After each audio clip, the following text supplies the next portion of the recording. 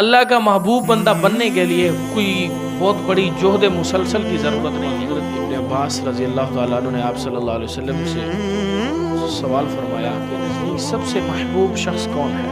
آپ صلی اللہ علیہ وسلم نے ارشاد فرمایا وہ بندہ جو دوسروں کے لیے سب سے زیادہ نفع مند ہو، جو دوسرے انسانوں کے لیے سب سے نفع مند ہو۔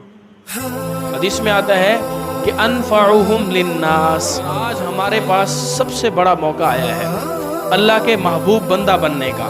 اچھا، ہمارے ہی دیش میں، کوئی دور کی بات نہیں ہے، ہمارے ہی دیش میں جب فلسطین کی بات ہوتی تھی تو ہم کہتے تھے کہ یار یہ بڑی دور کی بات ہے، ہم سرحد پار کیسے جا سکتے ہیں۔ یہاں سرحد کا مسئلہ نہیں ہے، یہاں پہ لوگوں کے گھر ڈوبے ہیں، ان کے گھر گر چکے ہیں، سب کچھ تباہ ہو چکا ہے۔ کیا آپ کو نہیں پتا کہ یہ جو ہم صرف خبروں میں پڑھتے ہیں کہ 2 دیہات زیر آب آ گئے، ہم تو صرف آپ نے اس دیہات، اس گاؤں کے اندر رہنے والے ایک ایک بندے کا درد سمجھنے کی کوشش کی ہے؟ جب اعلان ہوا ہوگا اس بندے کو اور وہ اس گھر کا وہ مالک جب گھر سے باہر نکلنے لگ، جب اپنے گھر کو دیکھا ہوگا، سامنے پڑی اور پتہ ہے 15 منٹ بعد ڈوب جائے گی، اور چلتے ہوئے پنکھے کو وہ دیکھ کے جا رہی ہوگی، جا رہا ہوگا، تو اسے یاد آیا ہوگا کہ جب اس کی شادی ہوئی تھی تو پنکھے کے پیسے بھی نہیں تھے۔ جب پہلا بیٹا اللہ نے دیا تھا تو رشتہ دار ملنے کے لیے آئے تھے، انہوں نے جو 100 200 50 جو یہ جمع کرائے تھے وہ مل کے پھر ان پیسوں کو جمع کر کے اس چھت کے پنکھے کو لیا تھا، اور آج یہ ڈوب جائے۔ اور وہ جب اس نے آخری نظر پہ یا اس جگہ پہ جہاں پہ اس کے دانے پڑے تھے، اس کی گندم کے دانے جو اس نے اتنی سخت گرمی کے اندر فلاں ذمہ دار کے پاس کام کر کے اپنے بچوں کے ساتھ، اپنے شوہر کے ساتھ مل کے جب اس نے کام کیا تھا، اور وہاں پہ اس کو وہ مزدوری کے چند دانے ملے تھے جس کے ساتھ شاید اس کے پورے سال کا گزارا ہو جاتا، آج اس کو اٹھانے کی بھی ایسے نہیں گھر بہا کرتے، گھروں کے ساتھ ارمان بھی بہ جاتے ہیں، گھروں کے ساتھ وہ خواہشات اور وہ امیدیں ساری بہ کے چلی جاتی ہیں۔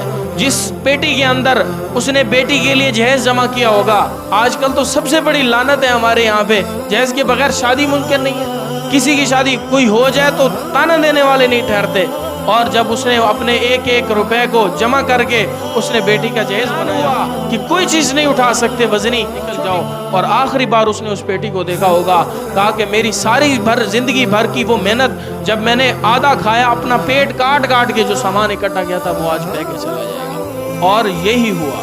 طالب علم ہیں، ان بیچاروں کی اپنی ہی بستی کے چند گھر ہیں، ان نہ صرف ان گھروں کو پانی نے ڈبویا ہے بلکہ وہ جو گارڈر تک تھے وہ بھی پانی بہا کے لے گیا، اتنا تیز بہاؤ تھا پانی کا۔ اور وہاں پہ کسی کا جہیز بچا ہوگا جہاں پہ یہ گارڈر پہ کسی کا کچھ نہیں بچتا ہے۔ آج وہ لوگ بے سر و سامانی کی حالت، انہوں نے اپنی گودوں میں اٹھایا ہوتا ہے، اور وہاں پہ بیٹھے بیٹھے وہ بھی بیچارے سو رہے ہوتے ہیں، بچے ان کی گود میں۔ اگر ہم اس کام پہ آگے نہیں بڑھیں گے اللہ ان کو پہنچا دے گا، کیونکہ یہ میرے اللہ کا وعدہ ہے کہ جس بندے کو میں نے پیدا کیا اس کا رزق اس تک پہنچانا یہ میری ذمہ داری ہے۔ تو لیکن ہم رہ جائیں گے پیچھے، ہم پیچھے رہ جائیں گے، کوئی دوسرا اس حصے کو لے کر آگے چلا جائے۔ آج ہمارے پاس یہ اللہ کی طرف سے سب سے بڑا انعام آیا ہے کہ آج ہم اللہ کے محبوب بندے بن سکتے ہیں۔ فلسطین جتنا دور نہیں ہے یہ توسا، یہ بلوچستان، یہ راجن پور کے علاقے، یہ فلسطین جتنے دور نہیں ہیں۔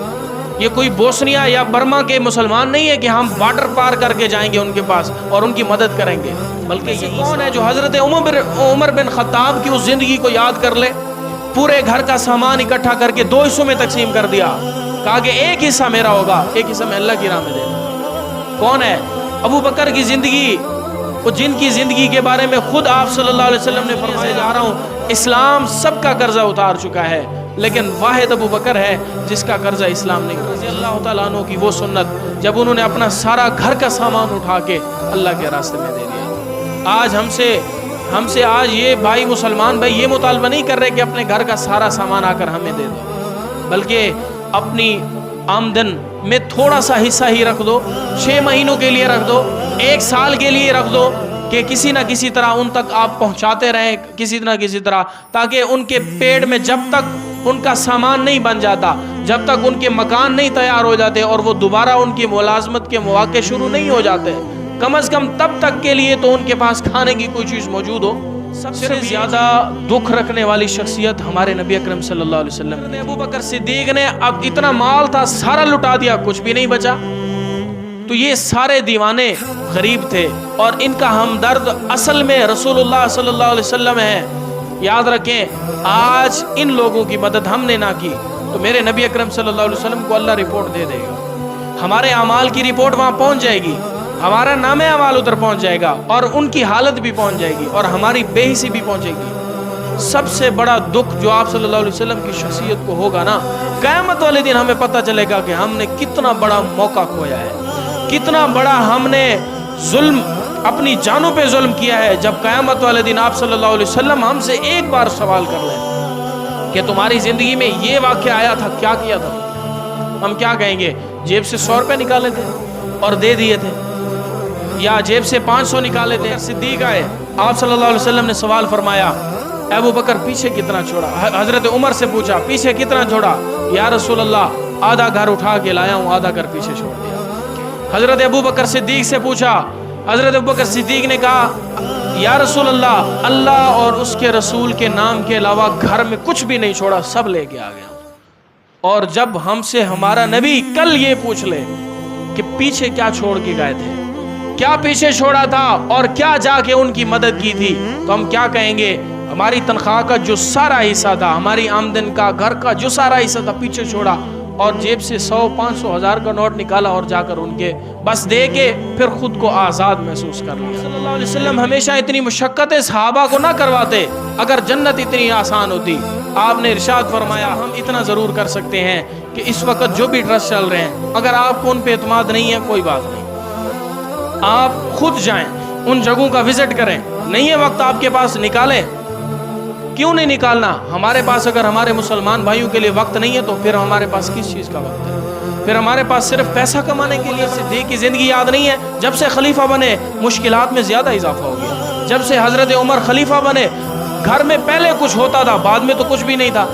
حضرت عمر خلیفہ بنے مشکلات میں اور زیادہ اضافہ ہو گیا. حضرت عثمان کا بھی. انسان کے پاس صرف سوائے محنت کے اگر مسلمان ایسے خود جنت کی طلب کرتا ہے تو میرے خیال میں قیامت والے دن اس سے بڑا حسرت کرنے والا اور کوئی نہیں. تو اللہ تعالیٰ سے دعا ہے اللہ تعالیٰ ہم سب کو عمل کی توفیق عطا فرمائے.